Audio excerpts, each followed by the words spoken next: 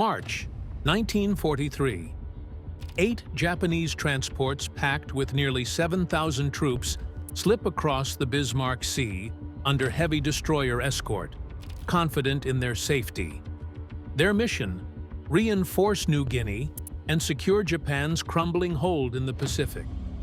What they don't know is that American mechanics and pilots have turned the ordinary B-25 Mitchell bomber into something terrifying. A flying arsenal bristling with machine guns, designed to cut ships apart at sea level. In less than half a day, this convoy will be annihilated in one of the most shocking ambushes of World War II. And before we reveal everything, please consider subscribing if you love World War II videos. Dawn breaks over the Bismarck Sea on March 3, 1943. A fleet slices through calm waters, their wakes neat and precise, their formation textbook perfect. At the center sail 8 fully loaded transports carrying nearly 7,000 soldiers of the Japanese 51st Division, packed shoulder to shoulder with rifles, ammunition, and crates of food. Surrounding them like bodyguards are 8 destroyers bristling with guns, crews on alert, scanning the horizon. At the head of this convoy stands Rear Admiral Masatomi Kimura, confident, certain, and assured that the voyage will succeed. Kimura's confidence is not arrogance plucked from thin air. It is grounded in a year of Japanese naval experience. Since the opening shots of the war, the Imperial Japanese Navy has proven nearly untouchable in these waters. They had crushed battleships at Pearl Harbor, routed Allied forces in the Java Sea, and made a mockery of American bombers that lumbered in at high altitude only to drop bombs that splashed harmlessly into the ocean. Anti-aircraft fire had proven enough to keep those intruders at bay, and torpedo bombers, when they did appear, required long, suicidal runs that usually ended with burning wrecks floating on the waves. To Kimura and his officers, the convoy was a simple equation. Their doctrine worked. The destroyers' 5-inch guns, the clustered 25mm cannons, and the disciplined crews were a living shield. Japanese naval manuals spoke of an umbrella of steel, concentrated gunfire so dense no aircraft could penetrate. They had trained relentlessly for these moments, drilling gunners to fire at precise deflection angles, rehearsing evasive maneuvers to slip away from bomb blasts. There was a system, and it had worked every time before. The men on the transports, jammed into holds with little air and no privacy, placed their faith in that doctrine. They knew they were vulnerable. The sea offered no cover. But the word of their officers, reinforced by months of propaganda, assured them the Navy could handle whatever the Americans threw their way. The voyage to Leh was short. The odds of disaster seemed remote. To most, this was simply the final leg of their journey to the battlefield. What Kimura and his men could not see, what no one in the Japanese Navy could imagine, was that the Americans had stopped playing by the old rules. Their doctrine was already outdated, their defenses designed for threats that no longer existed. As the convoy steamed eastward, the seeds of its destruction were already in place, hidden not in a fleet or in a submarine wolf pack, but in a new kind of airplane, a bomber rebuilt to shred ships like paper. The soldiers aboard the transports weren't just reinforcements, they were lifelines. New Guinea had become one of the most brutal fronts in the Pacific. Jungle-clad ridges, swamps that swallowed men whole, and diseases like malaria and dysentery claimed as many lives as bullets. Japanese garrisons clung desperately to their positions, their supplies dwindling. Ammunition ran short. Rice had to be rationed down to handfuls a day. Even medical kits had become luxuries. For Lieutenant General Hatazo Adachi, commander of the 18th Army in New Guinea, the convoy steaming toward Leh was nothing less than salvation. Nearly 6,900 soldiers of the 51st Division, armed and equipped, would give him the manpower he needed to hold against the advancing Australians and Americans. Without them, his front would collapse. The Empire's ambitions in New Guinea, its plan to sever Australia from American support, would evaporate. The convoy wasn't just carrying soldiers, it carried the future of Japan's war in the Southwest Pacific. The cargo holds told the same story. Packed alongside men were crates of ammunition, artillery shells, fuel drums, and medical supplies stacked as high as the beams. The largest transport, the Kyokusei Maru, displaced more than 6,000 tons and carried an entire regiment.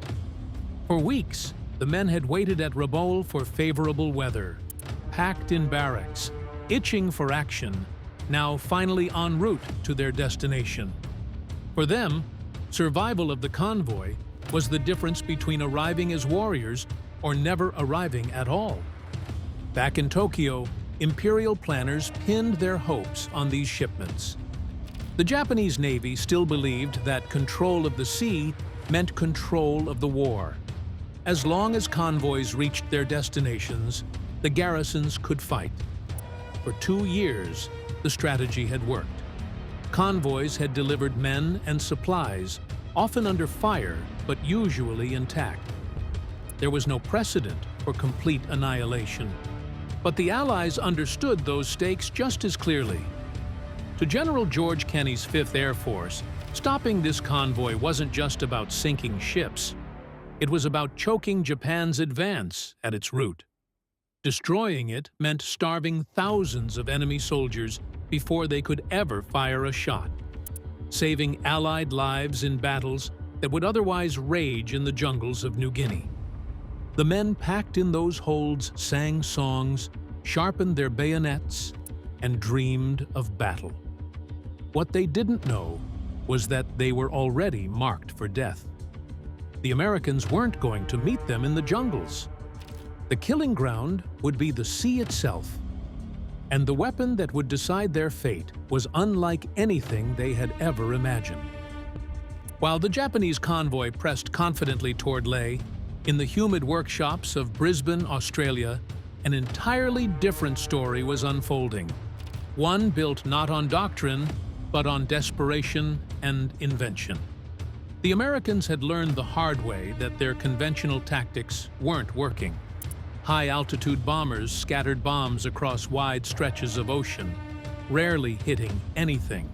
Torpedo bombers required specialized training, straight-line approaches, and more aircraft than the 5th Air Force could afford to risk in the Southwest Pacific. For the men tasked with cutting off Japan's supply lifelines, the old tools simply weren't enough. Into this problem stepped Major Paul "Pappy" Gunn, a former naval aviator turned Army Air Forces officer. Gunn was no ordinary commander. He was a tinkerer, a mechanic, and above all, an innovator. When he looked at the B-25 Mitchell bomber, he didn't see a medium-altitude precision bomber. He saw a blank canvas. Working with field mechanics and North American aviation representatives at Eagle Farm Airfield, Gunn stripped away the bombardier's position and began installing rows of 50-caliber machine guns into the nose of the aircraft. At first, there were 4, then 6, eventually 8.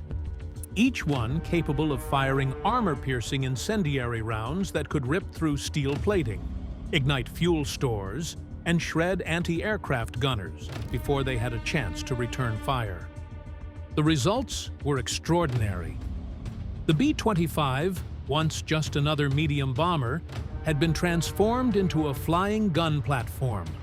With 8 synchronized machine guns in the nose, each aircraft could unleash over 6,000 rounds per minute, turning its forward arc into a storm of metal. Pilots joked it was like flying a buzzsaw. Survivors of later battles would call it something else, death itself. But what made this transformation remarkable was where it came from. It wasn't dreamed up in Washington or tested in laboratories. It was the product of field workshops, where men scavenged parts, reinforced airframes, and improvised solutions with the urgency of survival. Ammunition belts had to be rerouted, nose sections reinforced, and balance adjusted so the aircraft wouldn't shake itself apart under recoil. Yet Gunn and his mechanics solved every problem. What they produced was an aircraft that could fly straight at a ship and obliterate its defenses before releasing its bombs. For the Americans, the Strafer wasn't just a new plane, it was a revolution in thinking. They no longer had to fight on the enemy's terms. Instead of playing the Japanese game of high-altitude evasion and predictable torpedo runs, they had built something terrifying and new. A bomber that fought like a battleship at treetop level.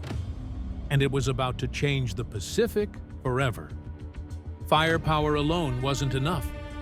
Even with 8 guns blazing, a bomber still needed to actually sink ships, and conventional bombing simply wasn't accurate. Dropping from thousands of feet gave ships too much time to maneuver. Even medium-altitude runs often missed, as ships zigzagged frantically beneath the falling bombs. The Americans needed a method that would bring their explosives into the target with surgical precision. That solution came in the form of a daring, almost reckless technique called skip bombing. Inspired by the way stones bounced across water, pilots began experimenting with releasing bombs at incredibly low altitudes, sometimes just 200 feet above the waves. The bombs would hit the surface, ricochet once or twice, then slam into the side of a ship at the waterline before exploding. It was dangerous, but devastatingly effective. The man who pioneered this method was Major William Benn of the 43rd Bombardment Group. Training his crews at Port Moresby, he turned the wreck of the SS Pruth into a floating classroom. Pilots flew endless practice runs, learning to release bombs at just the right distance and speed, their aircraft skimming so low over the water that their propellers threw up rooster tails of spray. At first, the risks were staggering. Too high and the bomb skipped wildly. Too low and it plunged into the ocean. But with practice came mastery. Soon, pilots could bounce bombs directly into a ship's hull with chilling consistency. General George Kenney, commander of the 5th Air Force, immediately recognized the potential. Coupled with Gunn's strafer modifications, skip bombing created a perfect storm of destruction. Aircraft would roar in at wave-top height, their machine guns tearing through ships' defenses, while their bombs skipped across the water to explode deep inside enemy hulls. It was a tactic the Japanese had never anticipated. Their doctrine prepared them for high-altitude bombs that could be dodged, or torpedo planes that could be intercepted. But this, bombers charging at mast height, spewing fire while delivering near-perfect strikes, was something entirely new. By early 1943, American crews were ready. They had the planes, they had the tactics, and they had the training. All they needed was the right target. On March 3, 1943, that target appeared: Kimura's convoy. What followed would not only shatter 8 transports and 4 destroyers, but rewrite the rules of naval warfare forever. The morning of March 3rd began like so many other convoy missions. Japanese lookouts scanned the horizon and saw what they expected: American bombers at altitude. B-17S of the U.S. 43rd Bomb Group droned in from 7,000 feet, their silhouettes instantly recognizable. The destroyer gunners knew the drill. Orders rang out, guns elevated. 25mm cannons and 5-inch dual-purpose batteries filled the sky with black puffs of flak. Tracers carved upward in streaks of light. To Admiral Kimura, this was textbook. His men were following doctrine precisely, creating the curtain of fire the Navy had practiced for years. But the Americans had no intention of scoring hits with their high-altitude bombs. The B-17s were the decoy, the bait to pull Japanese eyes skyward. As every gunner tracked the dots of silver above, no one noticed the shadows moving just above the waves to the southwest. There, barely higher than the masts of the convoy, came the real strike force, 12 B-25 Mitchell strafers and 13 Australian Beaufighters, flying so low their propeller wash sprayed the sea. They came in fast, 250 to 280 miles per hour, and deadly silent until the last moment. For the Japanese, it was the first sign that this would not be another routine defense. At precisely 1,200 yards, the lead B-25's nose lit up like a furnace. 8 streams of .50 caliber fire stitched across the water and into the destroyer Shirayuki. In an instant, hundreds of armor-piercing incendiary rounds shredded her bridge, smashed gun mounts, and killed exposed gunners where they stood. Officers barely had time to shout orders before glass, steel, and flesh exploded around them. Survivors later said it felt like the ship was being sawed in half by fire. And then came the bombs. Skipping across the sea like stones, 2 500-pounders slammed into Shirayuki's hull. Seconds later, delayed fuses detonated deep inside. A column of water and smoke erupted as her back broke, flames roaring skyward. She was finished within minutes. Behind the lead ship, more Mitchells rolled in, their noses glowing with muzzle flashes, tearing into transports. The Kaikusei Maru lost her bridge crew before she even knew she was under attack. Soldiers packed in her holds screamed as fires raged below decks. The Beaufighters, with their 20mm cannons, swooped in behind the Mitchells to suppress anti-aircraft crews, hosing decks with explosions that tossed men into the sea like rag dolls. The trap had been sprung, and the Japanese convoy, once so disciplined and confident, was paralyzed. For the first time, their doctrine failed them. No evasive maneuver, no umbrella of steel could stop bombers that attacked at point-blank range with guns and bombs in the same run. In less than 15 minutes, the convoy was a nightmare of smoke and fire. Every second brought another strike, another explosion, another ship crippled beyond saving. The destroyer Shirayuki was already sinking, her crew abandoning ship as flames raced across her decks. On the transports, chaos reigned. The Oigawa Maru tried to turn broadside to evade, only to present the perfect target.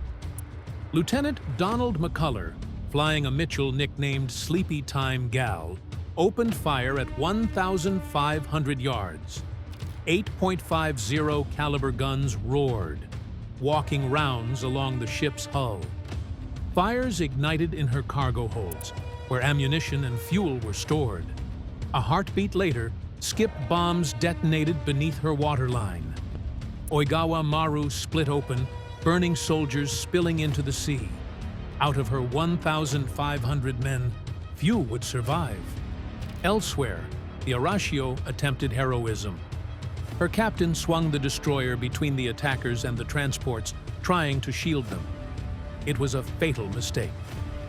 3 B-25s concentrated their guns on her, spewing over 2,000 rounds in under a minute.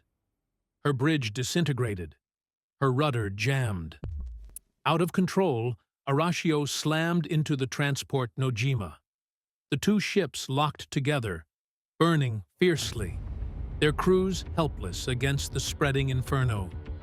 For soldiers trapped below decks, the horror was unimaginable. The holds had been packed so tightly that there was little room to move. When bombs tore into hulls, seawater rushed in, drowning hundreds still wearing full gear. Survivors would later say they heard screams echoing beneath the roar of gunfire and explosions, then silence as compartments filled. Even lifeboats offered no safety. Allied doctrine was clear: no survivors could be allowed to reach Leh. Beaufighters strafed rafts, shredding them to pieces. Gunners fired at swimmers struggling in oil-slick waters. Brutal, yes, but effective. By ensuring reinforcements never reached shore, the Allies saved countless lives that would have been lost in ground combat. From his flagship, Admiral Kimura could scarcely believe what he saw. Ships he had trusted to survive anything were being torn apart in minutes. Fire, smoke, and wreckage stretched across the sea. Doctrine was useless. Training meaningless. Against this new kind of attack, the Imperial Navy had no answer. By the time the Americans pulled away, the convoy was shattered. 8 transports were burning or sinking. 4 destroyers lay crippled or gone. Of the nearly 7,000 troops who had boarded at Rabaul, the vast majority would never reach New Guinea. The sea itself had become their grave. Admiral Masatomi Kimura had expected resistance, but nothing like this. As he clung to the rail of his flagship, the Shiratsuyu-class destroyer Shikinami, he watched the sea erupt into chaos. Flames licked skyward from transports gutted by explosions. Destroyers staggered, their bridges smashed, their guns silent. He had drilled his men endlessly on evasive maneuvers, on concentrated flak fire, on the so-called umbrella of steel. But none of it mattered. The Americans had unveiled a new form of warfare, one the Japanese Navy had never considered possible. Kimura barked orders, but it was futile. His escorts could not defend against attackers who struck so low and so fast. Guns meant for high-altitude bombers were useless against aircraft skimming the waves. The very discipline that once gave Japanese formations their strength now doomed them. Tightly packed transports became perfect targets, burning wrecks boxed in by their own escorts. When the attack finally ended, Kimura surveyed the devastation. All 8 transports were gone, burning hulks or broken shells slipping beneath the waves. 4 destroyers were lost. The survivors floated amidst oil slicks and corpses. Of the nearly 7,000 troops entrusted to him, fewer than 1,200 would ever be pulled from the sea. It was not a defeat. It was an annihilation. News of the disaster reached Admiral Isoroku Yamamoto, commander of the combined fleet, within days. Yamamoto, who had masterminded Pearl Harbor, was shaken. For months, he had relied on convoys to keep forward garrisons supplied, believing that with enough escorts, even the Americans' growing air power could be blunted. Now that illusion was gone. The Bismarck Sea proved that daylight convoys were suicide within range of Allied aircraft. Japan's logistical lifeline had been severed in one blow. Privately, Yamamoto admitted to his staff that there was no effective countermeasure. Even suicide tactics by fighters could not guarantee safety. Without supplies, Japan's forward bases in New Guinea and the Solomons would wither. The Empire's grand vision of pushing south toward Australia had collapsed. Not in a grand naval battle, but in 15 minutes of fire and steel over the Bismarck Sea. The Battle of the Bismarck Sea wasn't just another clash. It was a watershed moment that reshaped the Pacific War. For the Japanese, it shattered confidence in their Navy's ability to protect supply lines. For the Allies, it was proof that innovation could rewrite the rules of war.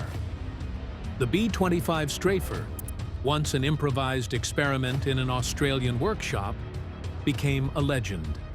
Its 8-gun nose turned the bomber into a flying arsenal. Crews named their aircraft with grim humor. Dirty Dora, Hell's Angel, Sleepy Time Gal. Painted shark mouths and snarling jaws decorated their noses. Psychological warfare before a single round was fired. To Japanese sailors, they became symbols of terror.